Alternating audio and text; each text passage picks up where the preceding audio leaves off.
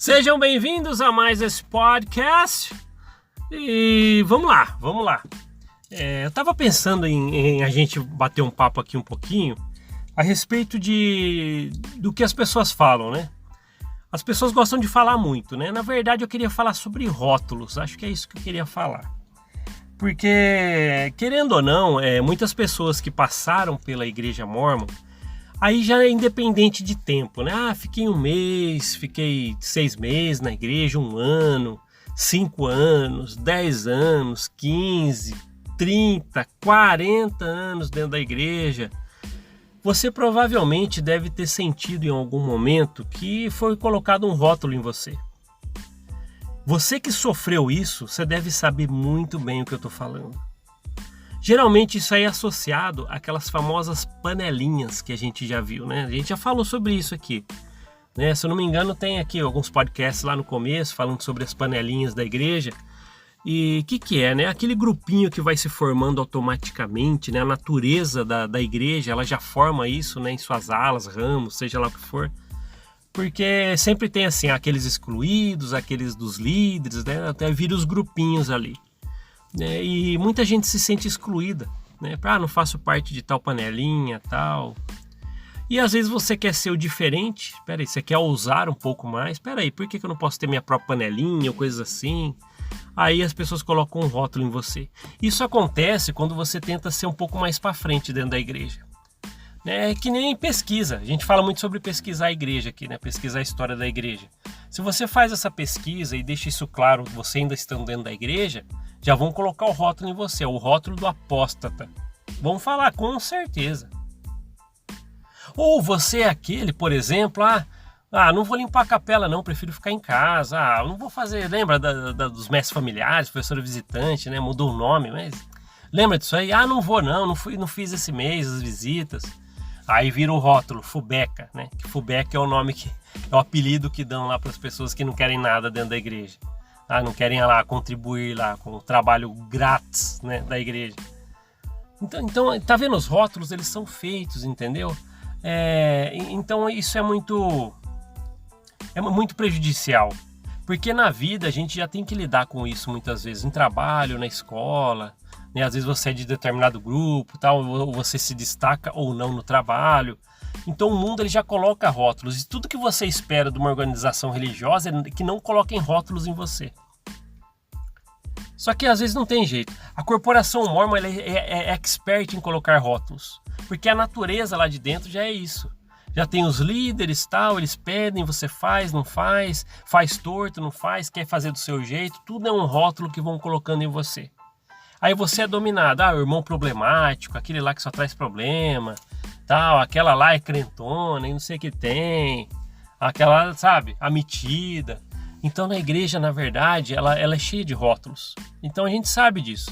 Se você relembrar, até você que saiu da igreja, mas passou um tempo lá, começa a lembrar que as pessoas eram pontuadas pelas suas características, né? E na verdade a gente deve ser, não é normal, conhecido pelas minhas características, mas rótulos é prejudicial. Que eles colocam um rótulo sobre você falando assim, você é assim, pronto. E principalmente os líderes costumam ser assim, porque eu já presenciei líderes, né, que falaram de determinadas pessoas, e quando o líder, por ter influência, né, ele fala, na verdade a pessoa fica marcada por aquela maneira. Eu lembro até hoje uma pessoa, ela já tem uma idade avançada, mas não quis casar, ela quis ficar solteira, né? Aquela é solteirona, não gosta de homem e tal. Olha o que eu já ouvi líder falar. E ela tem um rótulo lá, aquele rótulo daquela que não quer casar, não quer ter um casamento celestial. Vocês entendem? Esses rótulos dentro da corporação Mórmon, eles existem demais. E isso aí às vezes vem até da família, né? Eu vou dar um exemplo para vocês que muitos estão vivendo isso aqui. Muitos que estão ouvindo o podcast e abandonaram a igreja, né? Provavelmente às vezes tem as suas famílias que são ainda ativas na igreja, estão lá. Muitas vezes eles colocam rótulos em você. Vocês sabem que isso acontece. Não sei que tem e tal, mas aquele lá não vai mais na igreja, aquele lá largou da barra de ferro, é um rótulo. Aquele lá é falta de fé, é um rótulo. Aquele lá é fraco, é um rótulo. Entendeu? E aí você para pensar, igual eu estava falando aqui. né? Há um lugar que você realmente não deveria encontrar esses tipos de rótulos, que é uma instituição religiosa, dentro de uma igreja, você vai e encontra. E a igreja mórmon é cheia disso.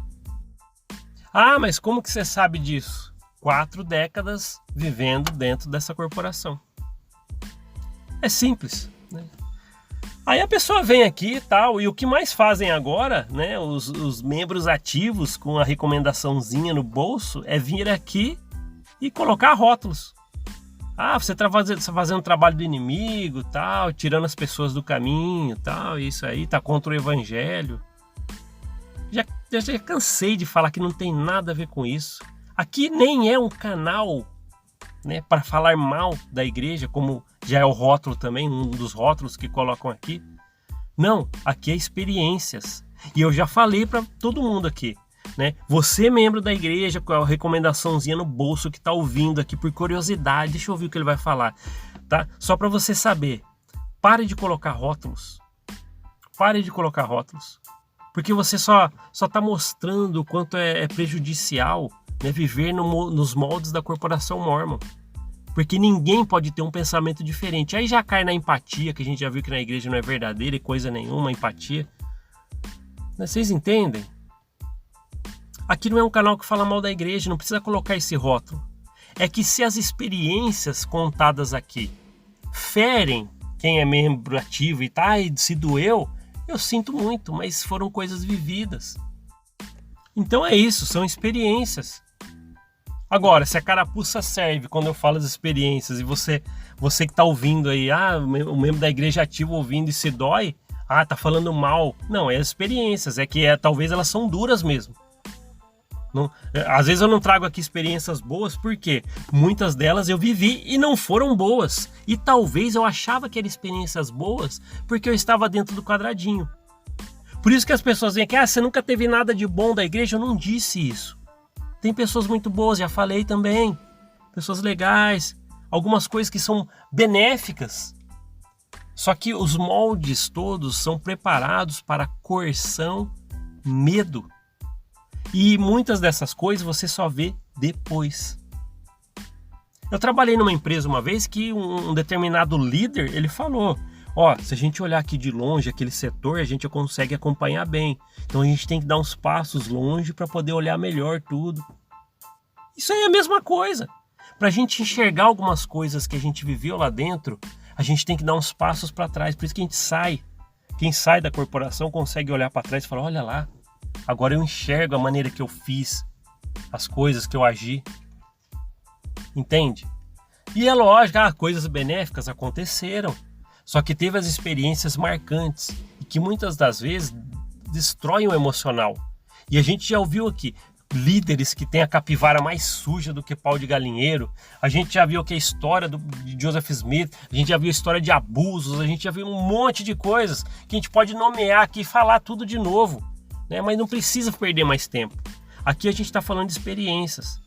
E eu tenho que dar um recado, porque muitos falam assim: mas cadê a história da igreja? Está lá nos primeiros podcasts. História da igreja eu não vou falar mais.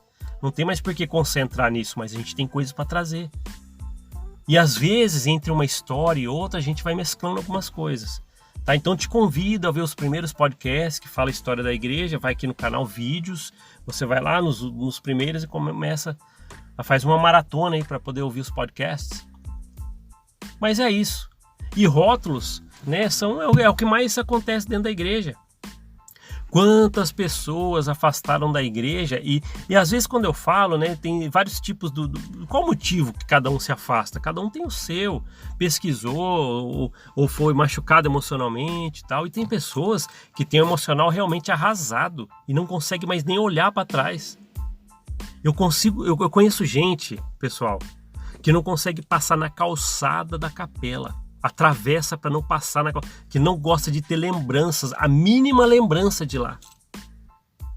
E é isso. Por quê? Aí você vai falar assim: não, mas aquela ali, nossa, tá com o diabo no corpo, não sei o que. Não tem nada a ver com isso. Às vezes essa pessoa foi machucada de uma tal forma que foi arrasada com o emocional dela. E só ela sabe o que ela passou. Mas é o que eu falo. Quem vê de fora, põe o rótulo, né? Aquela lá é fraca, não sei o que tem. Mas ninguém entende, ninguém quer saber. E eu já falei isso, né? Respeite a história das pessoas que não são igual à sua. E se você está dentro da igreja e não teve experiências tão ruins assim, minha vida é maravilhosa, parabéns para você, mas respeite quem sofreu lá dentro e leva sequelas por causa disso. Isso que eu estou falando, é na sua igreja. Ela sofreu na sua igreja. E é complicado, né? Por isso que eu falo, essa corrente do bem que a gente tenta fazer aqui coloca seus comentários e tal.